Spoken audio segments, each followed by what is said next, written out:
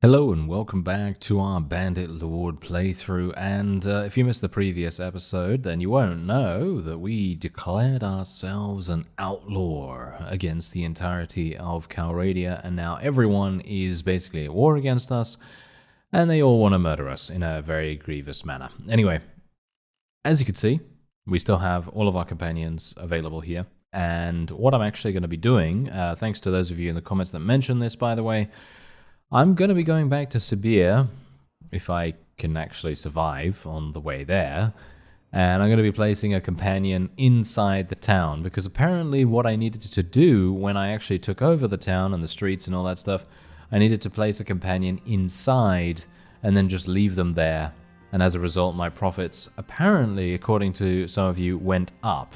I did not notice that, probably because I wasn't looking at that particular statistic, but that is still very, very important, and so we're going to have to go and do that right away. Now, here's what's really cool about the Forbury mod specifically. I mean, obviously we've had a huge amount of really, really cool things happen so far, but I just want to show you something specific now, just so that I can literally give you a good idea as to what's actually going on here. So let's just do a nice little auto-resolve, and there you go, 11 looters. Now you may think to yourself, oh, okay, 11 looters, well, what's special about that, eh? What's special about that? Well, actually nothing. Nothing is particularly good about that. However, look at this. Watch what I can do right here. So if I go into the Forbury mod, and I say, give away some prisoners, boom, I'll give 11. And look at this. Mountain bandits are getting stronger. So now, basically, all I have to do is, if I want the bandit factions of Calradia to become stronger and to become more of a menace, I basically just need to keep pumping prisoners into the hideouts as much as I possibly can. Literally just chuck them in there as best as possible, and I wouldn't be surprised if we can get the strength of these mountain bandits and the strength of, well, a variety of different bandit factions into the thousands, potentially. I'm obviously not entirely sure if that is going to work at the moment, but I would very much like to think that it will. And there is another vassal here that I might like to do battle with. I know the last battle that we participated in was a bit of a close one, but I'm 100% sure. Oh, he ran away. Yes, he ran away. Well, I'm very disappointed in you, Mr. whatever your name is. Rosivol. Yes, I'm very disappointed in you, Mr. Rosivol. I'm not entirely sure why he... Oh, well, I mean, to be fair, he is outnumbered, and also he doesn't have as much strength as us, so I guess it kind of makes sense that he would run into one of the castles. Do you think I can catch him? It seems like I might be able to. Yeah, there we go. Now, bear in mind, I mean, you take a look at his combat strength at the moment, and you think to yourself, well, actually, he's not even that much weaker than us. You can see that quite clearly here. Now, technically, now that we are an outlaw, what we can do is we can add nearby bandits to our party, or we can request nearby bandits to join our side. Now, I'm not entirely sure if this is going to result in me spending villainy points, but this is obviously something that I'm not really wanting to do. I don't really want to spend villainy points if I can help it, but I'm going to try the option nevertheless. So let's see. There are no bandit parties available around here. What? Really? I mean, there's one. There's one right there. Okay. Well, I guess we're just going to have to do this the old-fashioned way then. It seems like I'm going to need... I'm going to need to be much closer to those kinds of... well, those kinds of looters, bandits, whatever you want to call them, in the future for them to come and assist us, which is kind of weird, to be honest. I would have expected the range on that reinforcement thing to be a little bit larger, because let's face it, if they are in range to join the battle, then there's no real point in actually even calling them, right? There's no real point in that. So I don't know, maybe that's just me. Is that just me? I don't know. Anyway, oh, that was a nice hit, if ever I saw one. Very nice indeed. Yeah, generally, any single time you're able to get one... Oh, look at that guy. He went flying. He literally went flying right there. His body was just flailing all over the place in the most hilarious manner. I mean, really, you know me. If you've seen the Berserker series, which I'd highly recommend checking out, because that's definitely a series that is a very enjoyable one, where we basically end up using two-handed weapons, no shields, and I discover my love of throwing weapons in that series as well, and specifically the ability to do this kind of thing, where I hit someone with a javelin or whatever, and then they literally just go flying from the force of the thing, which is just incredible. I mean, look at that guy. Look at that guy. That guy's body was just sliding across the floor, and oh, well, I hit one of my own guys. Well, that is to be expected. Don't worry about that. You know, it's a bandit party after all. We can't be too cut up about someone that signed up for a harsh life on the in the underworld, I guess you could say. But yeah, anyway, that actually didn't go too badly. I gotta say, I'm quite surprised that we were able to achieve victory in such a simple manner this time around. But I suppose that is generally because I was able to eliminate quite a few units myself, and as a result, the enemy's morale is probably going to be pretty low. But let's just tell everyone to charge in so that we can clobber the remaining units, and I think I'm just going to speed things up so we can get this done. Oh, it seems like a Cadria was eliminated. I can't believe it. Oh well, I guess I kind of can. Alright, so we gained some renown, which is not too bad. I managed to achieve 15 kills, if you can believe it. That's pretty good. That's not too bad. We ended up losing some mounted ransackers, but generally I don't really mind about that whatsoever. And we are now going to be getting some prisoners. Now, I'm not entirely sure if bandit hideouts, by the way, look at that, forest bandits are now getting stronger. I don't know if there is a forest bandit hideout nearby. What is this, though? 180 looters.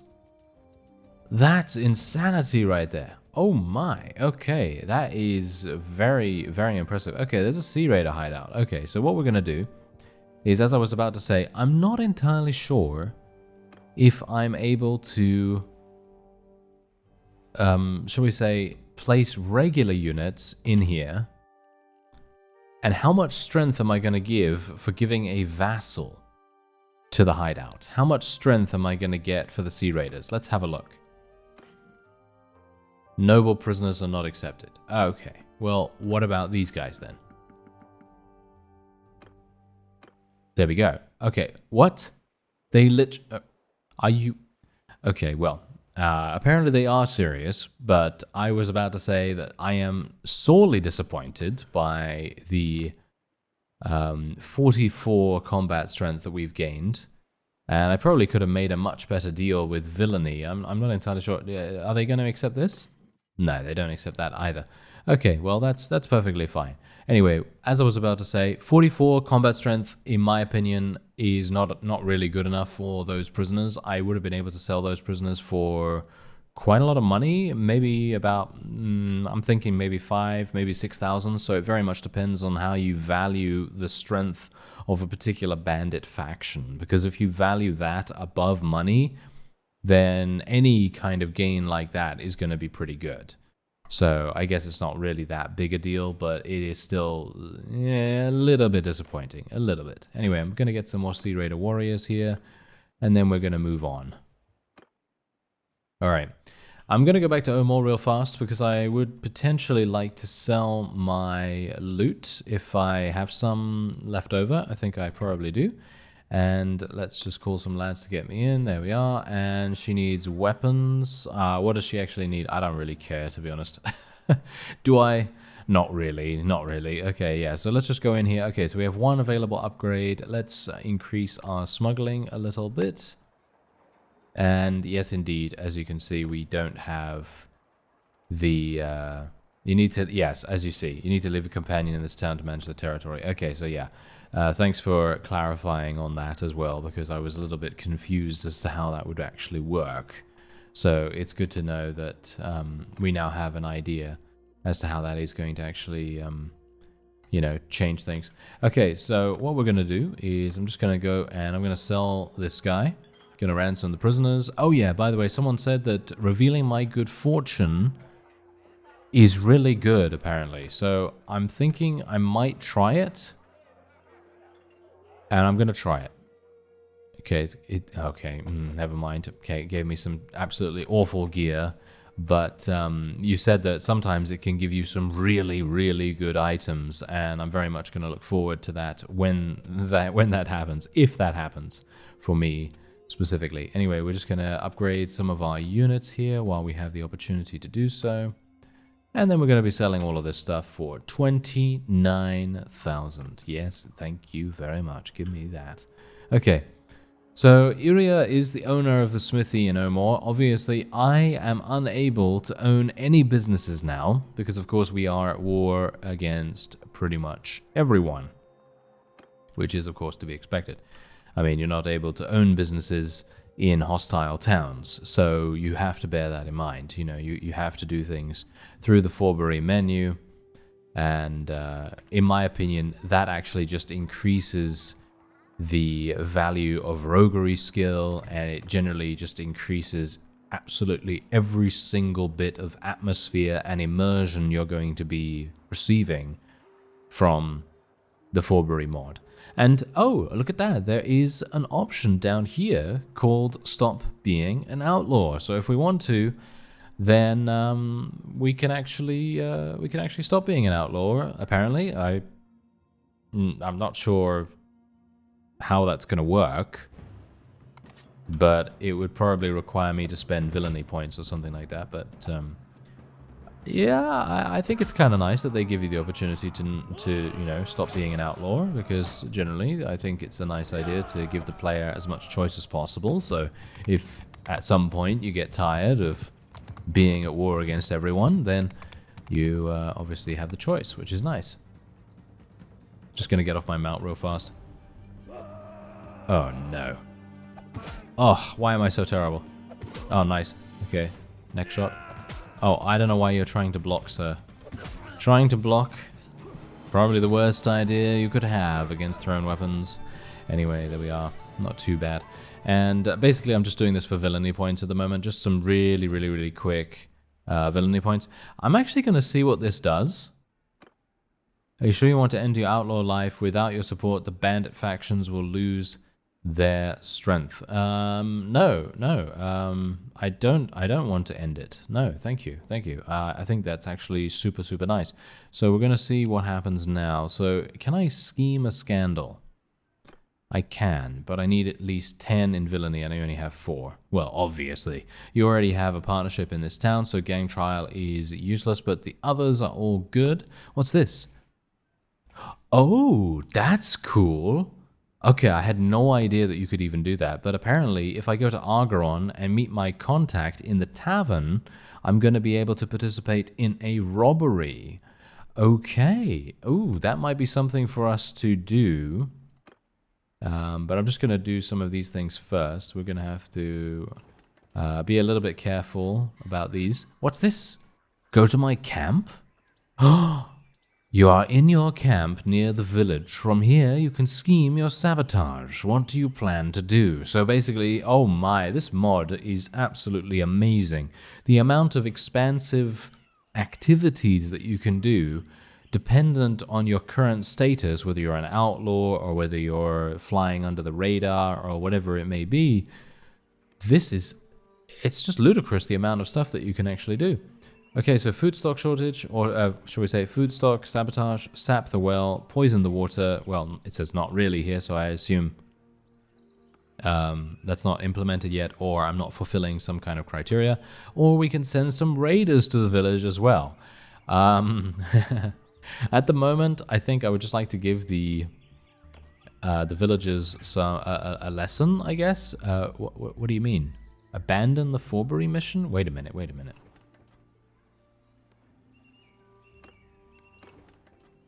Huh. Okay.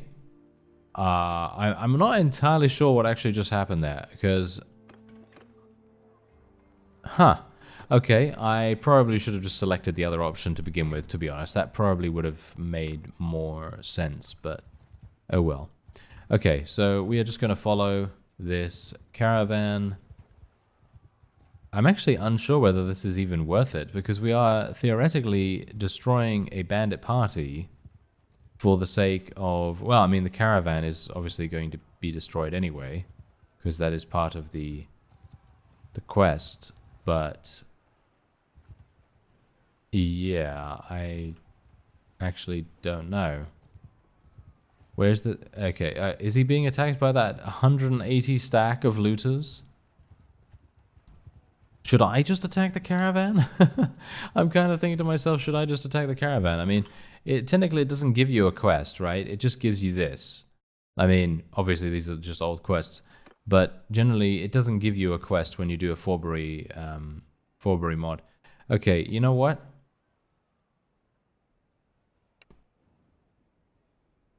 Should I... you know, I'm kind of in two minds about this. Should I literally... Wait a minute. Was I supposed to just attack the caravan? Oh, I am such an imbecile about these kinds of things. Okay, wait a minute. You know what? I'm going to go to Argaron straight away. I'm just going to go to Argaron, and we're going to see what the whole robbery thing was all about, because I would very much like to experience that. But I think the message that popped up that I was unable to see before it disappeared, I think that was actually something to do with, oh, you're at war against this particular faction. You are the one that is tasked with destroying the caravan. I assume it said something like that, but I obviously missed it way too fast. So yeah, that didn't really help me that much, unfortunately. Oh, there's a hideout there. Okay, fantastic. I'm going to attack this bandit stack. They have so many. No. Okay, so do I literally attack this right now? Do I literally go in there manually, or do I do this a little bit of a different way? I think I'll do it a little... I think I'll go in manually, to be honest. Parties that you've called to your army moved 10% faster while moving to the army, or reduce fortification bonus in simulations by 20%. I think I'm probably going to be taking that. And we have 2 points in scouting as well, 2 perks. 2.5% move speed bonus when party morale is higher than 75. I'm going to be going for that. Increase maximum track spotting distance. I don't care about that. Increase maximum track life. But when following a hostile party on the campaign map, you gain 2% speed bonus. That does require me to be the scout in the party, though.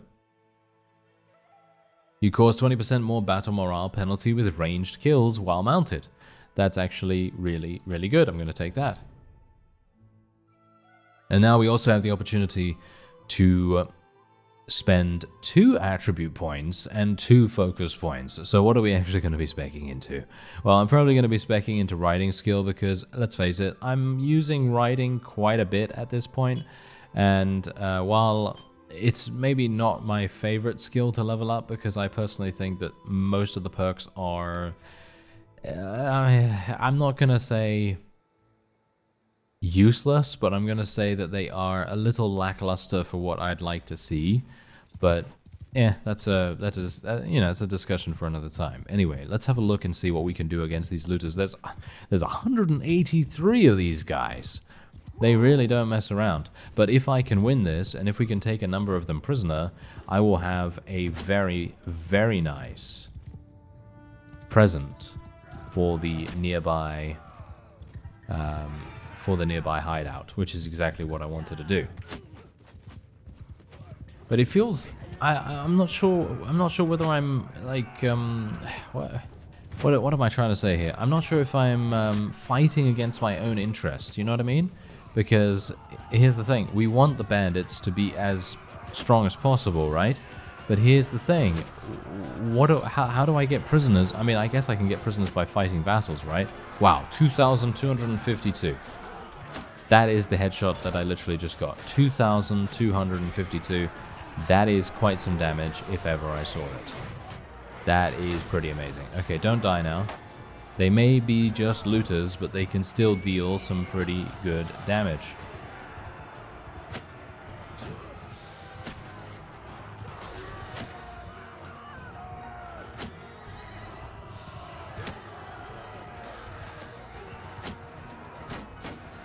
Oh, I really ran out of thrown weapons? Oh, I was so incredibly pleased to be hitting so many of them. But I suppose I can level up my one-handed skill now. I should be able to get to 250, hopefully. Oh no, I'm not going to be able to get to 250. Oh well, never mind. That's, yes, that is indeed a victory. Unfortunately, we will not be able to get to 250 unless I can maybe kill one of these. Oh, there we go. Yes, I was actually able to do it. Fantastic. All right. And now we can take 12 prisoners. Ugh. Okay. I got to admit, I was actually hoping... Oh, Sea Raiders are getting stronger. So even if we attack looters or something like that, it seems like other looter parties in the game has crashed. Yes, indeed. Yes, indeed. Okay, well, whatever the case, if we attack looters, that does then mean that other bandit factions in the nearby area are going to get stronger, which I think is pretty good. But I'm still very confused as to why I am only getting 12 prisoners from such a large battle, but I guess it's because we were just dealing so much lethal damage. Alright, so we're back here at Balgard. Unfortunately, I had an autosave super far back, and as a result, I kind of had to play through for the last few minutes. Anyway, this is actually the message that I did not look at before because I thought it was going to basically be the same thing. But yeah, no, it is actually different. So when you are an outlaw, it is very different, the particular situation you're going to get yourself into. So that means we are going to have to be the ones to destroy the caravan itself. And so, let's do it. And that is the caravan right there. We just have to do it a little bit further away from the town. That's what they said. So that is exactly what we are going to do. So I'm just going to shadow them for a little bit of time. And then I will be going and attacking them. And I will go and attack them right now. This is probably when the bandits would probably attack, right? Oh, are you serious that I'm so incredibly slow right now? Really? I wasn't... You know, I actually did the task completely correctly, but I was just so... I don't know why am I moving so slowly? Now I'm moving fast. Now I'm moving at 5.2. It's because I was in the forest, wasn't it? That's probably what it is. Oh well, never mind. Okay, I'm going to have to get more horses, to be honest, because you can see here, we literally have... it seems to me either very minimal horses. Yeah, indeed. We have none. So I'm going to have to do something about that. I mean, I have 72,000. I should theoretically, you know, have much more than that. Anyway, I'm going to actually attack this guy. We're going to need to eliminate him if at all possible. And I'm going to ask you a question now, because I'm thinking, if we are an outlaw, what does it matter if I keep lords alive? Does it matter if I keep lords alive? That's the whole point. That's what I'm trying to really sort of pose the question here. Because if that is indeed the case, then basically what I could do is I could take people prisoner. I could prey upon them when they are at their weakest, or whatever a true criminal / bandit lord would do. And then I could basically just execute them, pretty much. And I think that would actually be kind of cool. What is going on here, though? You see this?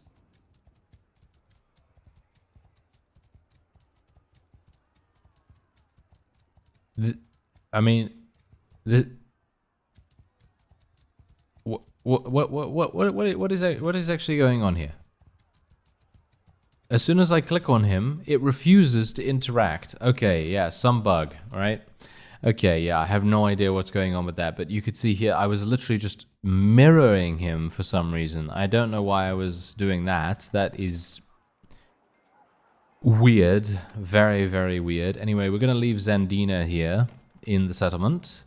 She's going to do a very good job, hopefully. Yeah, and now we have the territory, as you can see right there. So yeah, now we have territory, so that's really, really good. And now, I mean, I would love to be able to go over to Argaron, but it is so far away now, it's highly unlikely I'm going to be able to do anything like that. However, I see an opportunity. And an opportunity like this doesn't come along every single... Oh, well, actually, never mind. Okay, apparently that is not going to happen. What I was actually attempting to do was possibly waiting for those two armies to attack each other, to weaken themselves significantly, and then just pick off the winner. Whoever managed to achieve victory, I would then go into a battle with them, and they would be significantly weakened as a result of the combat encounter, and then I would hopefully be able to achieve victory against them. And then I'd be able to take a number of them prisoner, and so on. But yes, there seems to be a bug. And the game has crashed once again. Alright, so I've played back to the time when we were supposed to encounter this caravan and do the whole insurance scam thing. So what I'm actually just going to do is just go in for a nice little real fast auto-resolve so that we can get this finally out of the way. And now I will be looting a bunch of stuff and hopefully upgrading some of our people's gear. There we go. Everyone's looking pretty nice. And then we're just going to move on. And look at that. It says that we are building a grudge with the clan Gundaroving. Okay, very nice to see that. I suppose. Maybe. And hopefully now that we've sort of restarted the game and restarted Steam and everything is going to now be fine. So yes, once again, I will be placing Zandina in the settlement. And I will also sell a bunch of stuff for 2,900. And there's nothing for me to do here, but as you can see, I now have 2 territories, which is very nice. I have no upgrades or anything like that, so I don't need to worry about it. And I'm gonna save. Oh yeah, I am gonna save, because I really do not want to go over that for the, you know, umpteenth time, whatever it might be. So yes, anyway, I'm gonna move on to Tile real quick, because I just want to see what's going on there. Maybe I can get some real fast villainy points. I'm thinking that actually maybe the most efficient... Okay, I've got to be a bit careful here. But yeah, I'm thinking maybe the most efficient way of gaining villainy points is to just do scams. But I'm not sure what the cooldown on the scam is, and especially considering the fact that it's 5 days. Okay, yeah, that is just, no, that is 5 days is just not efficient enough, to be honest. That is really not good. But that is actually really good balancing from the mod creators' part, because if you think about it, you know, that's basically preventing players from gaming the system in a very, you know, sort of egregious manner, because generally most players are going to try and look for an advantage in pretty much every aspect. And obviously, if... Don't die now, sir. Thank you. And if, you know, scamming, for example, in the Forbury menu had a cooldown of, I don't know, 2 days, let's say, you're probably not going to really care about much else, are you? You know, you're probably not going to care about much else. Anyway, arrange a plot. You need at least 10 villainy. Ugh, okay. Notable extortion. You know what? I don't really want to do that, to be honest. Okay, let's actually go and try and infiltrate Balgard. Obviously, this is one of those things that we really want to do. We very much want to try and increase our influence all over the place. And I'm hopefully going to be able to do that. And as we continue to move around, we are, of course, going to try and increase the bandits' power in certain areas. And I'm very much going to try and find a hideout. I'm actually going to save once again. I'm probably going to be doing this a bit paranoid, in a bit of a paranoid fashion at this point, because I really do not want it to crash and then for me to lose all of that progression. Anyway. Make a villainy deal. So what I'm going to do this time is I'm just going to trade 60 prisoners for villainy. And as you can see, I had, I think, 5 points, and now I have, well, 23, which is actually super good. There's also a black market here, so if you want to go in here and see if there's anything there for you, then obviously you can do that. But otherwise, yes, I'm pretty happy with that. And now we can move on. Actually, you know what? Let me fight these bandits too. Because if we can make the steppe bandits more powerful in this area, I'm going to be pretty happy with that. Yeah, steppe bandits are getting stronger. How much stronger though? That's the thing. The strength of... Are you serious right now? The strength of steppe bandits at the moment is 20. That is really, really awful. So let me see if I can do something about that. Okay, there we go. We basically just over doubled it just by giving them 12 looters as prisoners. That really makes a huge difference, apparently. Okay, so let me continue to do this a little bit. You know... I gotta say, I don't think I can actually sing the praises of the Forbury mod any further, because if you think about what this is, it's an entirely new game experience. Isn't that amazing? I think that's actually kind of crazy, because as far as I'm aware, the modding community does not actually have full access to a lot of the modding potential that the game has available to it just yet. And as a result, a lot of the ways that modding can be done are pretty difficult for the modding community at the moment. At least that's from what I can tell from various people's reporting on it and stuff like that. But I basically just wanted to say, think about what we've done in this series so far. Because from my perspective, we have not done anything that is standard. And I'm talking about, you know, doing the standard stuff. Like, I obviously talked about this beforehand, and I said, oh, you know what, we're not doing all of this stuff, we're not doing tasks, we're not doing the mercenary stuff, we're not doing vassalage or anything like that, and we're literally just going straight in to fighting vassals, being at war against everyone, and it's a completely different style of gameplay. And I think that's pretty crazy, to be honest. Okay, let's hide here a moment. Just like to get some HP back. But what I'm actually going to need to do is I'm going to need to recruit some bandits. I'm going to need to spend quite a bit here. We're going to get some marauders. I'm going to need to go into some of the villages. I'm unsure if I'm even going to be able to recruit troops from here. Oh, it seems like I am still able to do that. Okay, that's pretty good.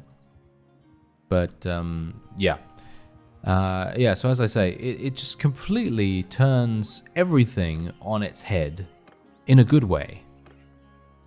And I think that's kind of unheard of, because even though mods are out there, obviously, there's a whole wide variety of different mods, I think this is probably one of the only ones that I've played so far that completely changes the way that you approach the game, which is amazing. So yeah, highly recommended. If you also own the game and you want to experience a bandit playstyle and you haven't already downloaded it, I would definitely highly recommend this. It is so good and surprisingly deep as well. I don't know whether you noticed that so far, but the game is so much more significantly complex than it usually is. It's yeah, as I say, I cannot sing their praises more, to be honest. So yeah, good work, modding team. I don't know whether it's one person or multiple people that worked on the Forbury mod, but I can't say anything better about your mod. It is crazy good. Really, really good, because this gameplay loop as well, you'd think this gameplay loop would be very shallow in the way that it would work, but in actuality, it's far from it. I mean, look at this. I literally had to sneak in. I had to sneak into this town with a disguise. Bear in mind that obviously that is a base mechanic of the game. You know, when you are at war against an enemy town, you do have the option to sneak in, and if you have a decent roguery skill, then of course you're going to be able to get in without too many difficulties. However, the ability to then do other things in regards to you know, criminality and, you know, performing various unsavory acts, it is amazing. They have done a really, really good job. Anyway, I can't wait here for some time, unfortunately, but I am starting to now increase my relation with this guy. So, Gavan the Scorpion, how old are you, sir? You are 14. I'm going to have to edit your appearance, sir. I'm terribly sorry. You are going to now be 21. Thank you. And Devon is 20. Okay, a very short person, apparently. But yes, there you go. And we are now going to do the forced tribute. I'm probably just going to do this solo. And we're going to go straight on in there. But this is the kind of gameplay loop that makes me want to continue playing. You know what I mean? It's one of those things where it kind of gives you the, oh, just 5 more minutes, or just one more turn, or, you know, any of that. And usually I don't get that, you know? Usually I think to myself, oh, okay, yeah, I get it, you know? I get the gameplay loop. You know, the gameplay loop is, you know, XYZ thing. And yeah, while that might be the case in this mod as well, it doesn't feel like that, because there are very different activities that you can perform. And while they all might be very similar in what you have to do, you can choose where to go. You can encounter different people, and you never know what is exactly going to happen and when. So it really makes a big difference. Anyway, I'm actually going to take a walk around the town center for the moment, because I would like to go to the waterfront and potentially eliminate this fellow, because he has control over the waterfront, and I would like to be able to remove that control if at all possible. So there's the waterfront. Let's speed ourselves up a little bit. Oh, this is really fast. Okay, oh, I'm terribly sorry for the, you know, shaking of the camera, but generally that does help me to get to places a bit faster. And there we go. All right. Hello there, sir. Who are you? Yes, that is the person that I want to disrupt, shall we say? Oh dear. Well, that was a bit of an error on my part, potentially. Okay, so what I'm actually going to do right now. Oh no, are you okay, wait a minute. Okay, let me just do this properly. There we are. Oh, I punched him. That's what you get, sir. Okay, yeah, so what I'm going to do is I'm going to test out the melee attack of the throwing daggers. Of course he would stop, just as I'm doing that. Okay, melee. What? It's actually effective? Okay. Oh, that's amazing, you know, because in the previous episode, you know, the game just likes to, you know, stick it to me in many, many different ways, because I say to you in the previous episode very specifically, you know, the reason why I don't use the thrown weapon melee mode is because they're very weak, or they just don't do any damage, or they're just too slow, or whatever. I mean, obviously in the case of the javelins, yeah, that might very well be the case, that it's kind of unusable. It's a bit unwieldy to use a thrusting weapon and you know, in close range. But the dagger does so much damage, it's not even funny. Okay, yeah. So let's just wait here for some time, and then we'll fight off the gang and hopefully be able to probably form a partnership here. I would like to form a partnership here more than anything. And, oh yeah, by the way, the reason why I skipped Balgard is because there was a very large army nearby, and I didn't want to go super close to it, and then the army comes out and surprises us, and does, well, murders us, basically. So I didn't really want to do that, so that's the reason why we are now at this town instead. Wow, that was a nice throw, wasn't it? Yes, that was a perfect throw. Okay, that's much better. Nice headshot. You know, I feel like the only way that this could be better is if you were, shall we say, more able to eliminate the enemy. And I'm talking about the enemy gang leaders. And then potentially having other gang leaders come in from other towns or other territories or other factions or something like that, and then attempting to take over your territory. Obviously, that's very, very complex, and they probably don't even have the ability to do that because it is just not possible within the game itself. But who knows? I mean, if this is possible, and the sheer amount of content that is available here has been added already, I wouldn't be surprised if they come up with something like that. It's absolutely amazing. It really is. Okay, let's level up some more troops right there, and I don't really want to recruit looters, so I won't be doing that. Let's do the... I could do the gang trial. You know, I'm gonna do the grand heist. I'm gonna say yes to the 6,000 because generally this is a very large fight, and I think I might do that at some point. I might do it by myself, but I don't really want to do that right now. So yeah, because I generally think that this is quite close quarters. I mean, I guess I could run away. And I mean, you can see here, look at this. I can kill 2 of them, and then 3 of them, and then they're on me. So then I have to go into melee. And there's going to be how many of them attacking me? Another 7 or so. So it might be way too difficult for me to achieve victory in that case by myself. The only other thing that I could do potentially is run this way in the case of this particular town, and then literally just turn around, shoot them with a throwing knife or throw a knife at them, and then just continue doing that, rinse and repeat, and then see what happens. I guess that's the only other way that I could potentially win. But there you go. There's another 13,000 for us, which is very nice. And we're going to do the gang trial. But I'm not going to do that just yet because I'd like to wait here for some time. I'd like to make sure that I have a decent amount of HP before we go in there, just in case they pick the mall. And if they do decide to pick the mall again, then I will probably say that the AI is a little bit one-sided when it comes to selecting the weapons themselves. So it would probably be a good idea for me to select that myself at some point in the future. Anyway, let's do this. There we go. The fight will start before dawn. And I'm going to allow my opponent to decide once again. And if he does go for the mall, then we kind of know that the AI decides to choose that every single time without too much variation. No, he's gone for a knife. I mean, she's gone for a knife, or... no, never mind. It's not a she. Okay. Good to know. This is actually cool, though.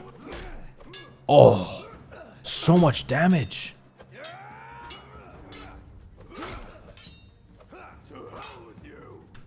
Oh, you should not go for those overheads, sir. That was a bad idea. Yeah, those overheads can be sidestepped so incredibly easily. It really is not a big deal whatsoever. Anyway, there we go. We were able to achieve victory against him, and we're going to say relation is important. Yes, indeed. There we go. And now he is going to be able to take over here, and we can even scheme a scandal if we want to. You plan to destabilize the clan Arkit, ruler of this town. You will disguise yourself as a guard, need 10 villainy points. Well, I'm obviously not going to do that right now, but later on down the line, when I have an overabundance of villainy points, which I'm pretty sure I will be able to gain, you know, we still have many, many towns with which to do things with, and I am going to be extremely intrigued to see what happens going forward. So hopefully you will be as well, and otherwise I thank you very much for watching, and I'll see you next time.